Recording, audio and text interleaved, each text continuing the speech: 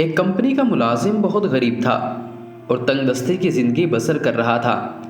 وہ زندگی سے ہار گیا تھا اور اسے کئی مشکلات کا سامنا کرنا پڑا۔ ایک دن وہ ملازم اپنے دفتر پہنچا تو اس کی نگاہ دفتر کے گیٹ پر لگے ہوئے ایک نوٹس پر پڑی، جس پر لکھا تھا کہ یہ شخص کمپنی میں آپ کی ترقی اور بہتری میں رکاوٹ تھا، کل رات اس کا انتقال ہو گیا۔ آپ سے گزارش ہے کہ اس کے آخری رسومات اور جنازے کے لیے کانفرنس ہال میں تشریف لے جائیں، جہاں پر اس کی میت رکھی ہوئی ہے۔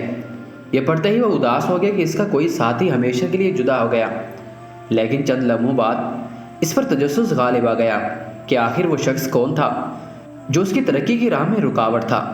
اس تجسس کو ساتھ لیے وہ جلدی سے کانفرنس ہال میں پہنچا تو وہاں اس کے دفتر کے باقی سارے ساتھی بھی اس نوٹس کو پڑھ کر آئے ہوئے تھے اور سب حیران تھے کہ آخر یہ شخص کون تھا۔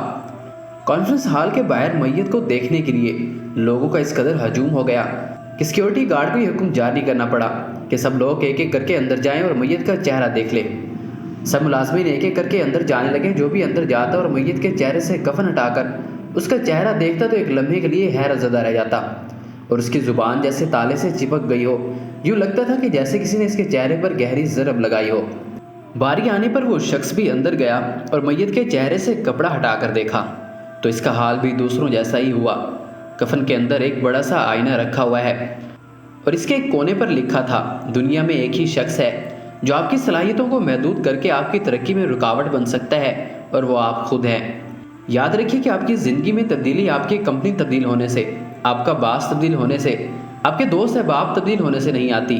آپ کی زندگی میں تبدیلی تب آتی ہے جب آپ اپنی صلاحیتوں پر اعتبار کرنا شروع کر دیتے ہیں، ناممکن کو ممکن اور مشکلات کو چیلنج سمجھتے ہیں۔